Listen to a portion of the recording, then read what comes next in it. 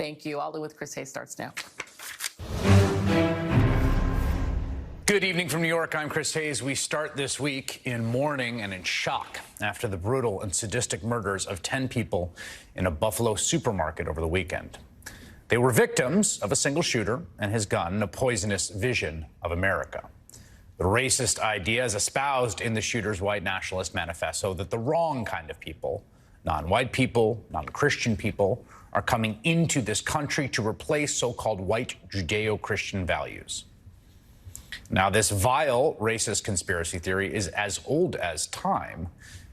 And the oldest fight in this country is the fight about who the we and we the people are, who counts as a real American.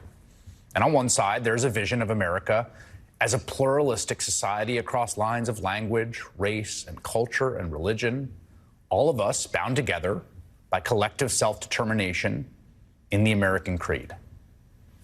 And on the opposite side is the idea of America as a white man's republic. We fought this fight in words, in politics, and on the battlefield over and over throughout our country's history. I have to say that 10 or 20 years ago, and this is anecdotal observation, I don't know if it's right, but it felt like there was some kind of enduring consensus, even among politicians who pushed destructive racist policies like mass incarceration. There was a consensus to at least to pay lip service to that former idea, right? That's the guiding ethos. We are, in fact, a pluralistic, multiracial, multi-ethnic society. And to be clear, the impact of those destructive policies wasn't in any way diminished by the softened rhetoric of the people pushing it. But it was nevertheless a kind of agreement rhetorically.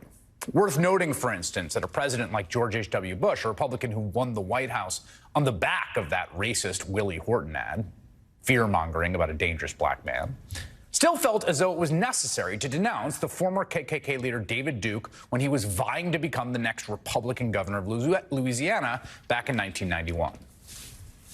I'd encourage anything to help David Duke go away. His message of bigotry and his racism is bad. It's bad for this country, transcends politics. And it's so thinly veiled as to be really deeply ugly. And to the degree I have anything to say about the machinery of the Republican Party, I will see that it is fairly used to negate the influence of somebody who brings this kind of racial and bigotry, race prejudice and bigotry to the political scene. But even that sort of professed respectability, right? This distance from that worldview started to disappear a few years ago. It was June 16th, 2015 that Donald Trump launched his presidential campaign, and he launched it by accusing Mexican immigrants, the nation of Mexico, in a sort of conspiratorial fashion of sending criminals and rapists, right? And Trump's message was clear. Immigrants are destroying our way of life. We need to build a wall to keep them out.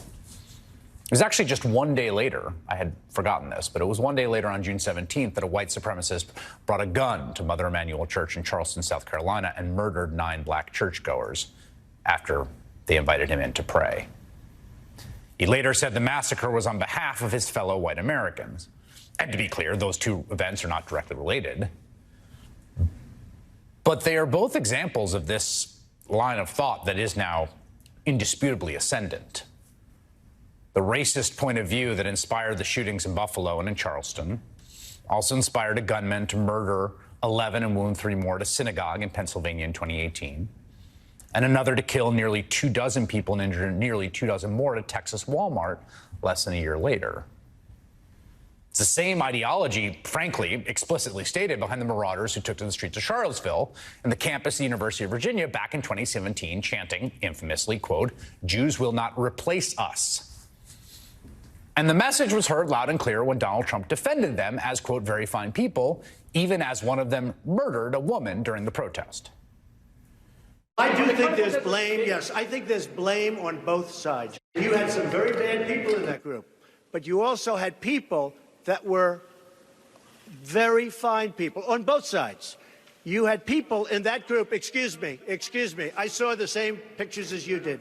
You had people in that group that were there to protest the taking down of, to them, a very, very important statue. That's important there, that like very fine slicing of reality, right? Well, there's the really bad ones, but the ones who just wanted to protest taking down the Robert E. Lee statue. Now, in the post-Trump world, the ubiquity of this racist messaging, this vision of the country belonging to some set of Americans, white Americans, right, is only growing on the right.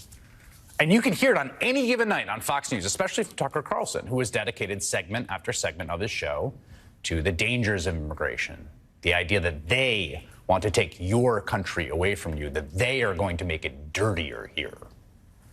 And it's become practically gospel among the dangerous far-right troll caucus in Congress. Congressman Matt Gaetz of Florida has pushed the line, as have Congresswoman Marjorie Taylor Greene of Georgia and Congressman Paul Gosar of Arizona, who pushed for a so-called America First caucus, which, as Punchbowl News reports, was linked to a document that argued American culture is, quote, strengthened by a common respect for uniquely Anglo-Saxon political traditions. Now, Green and Gosar tried to distance themselves from the document, but they also both appeared at a white nationalist conference organized by a right-wing extremist who has publicly cast doubt on the Holocaust. The event's website even contains a bold header on its main page reading, quote, our country is being destroyed. We're trying to save it. Now, many Republicans will say that the views of the party's fringe do not represent them as a whole. But that does not explain why Elise Stefanik, a member of party leadership, the third most powerful Republican in the House, ascending to that role with the backing of Donald Trump, ran an ad last year warning, quote, radical Democrats are planning their most aggressive move yet, a permanent election insurrection. Their plan to grant amnesty to 11 million illegal immigrants will overthrow our current electorate and create a permanent liberal majority in Washington. That ad resurrected over the weekend in light of Saturday's horrific shooting. And while Stefanik herself issued the usual condolences, today her spokesperson issued a statement in which she again raised the specter of outside forces overtaking American democracy, saying the Congresswoman, quote, opposes mass amnesty for illegal immigrants and Joe Biden's wide open border. The border isn't wide open. She opposes giving illegal immigrants the right to vote, which New York Democrats support, have made legal in New York City. Okay, fine. There's debate about immigration policy. That's perfectly fine. That's not what's going on in that ad. This view, fundamentally, is everywhere in the Republican Party, among the fringe and the establishment alike. And again, honestly, it's the view that animated the January 6th insurrection. The racist idea that fake Americans, the wrong Americans, not real Americans, those Americans, the usurpers, the invaders, the replacers, have taken what's rightfully ours. It used to be a view that at least publicly was relegated to fringe message boards and right-wing talk radio. Not quite something a member of the establishment in good standing could just stand up and espouse publicly. But it is now increasingly the dominant view. And inevitably, violence flows from that.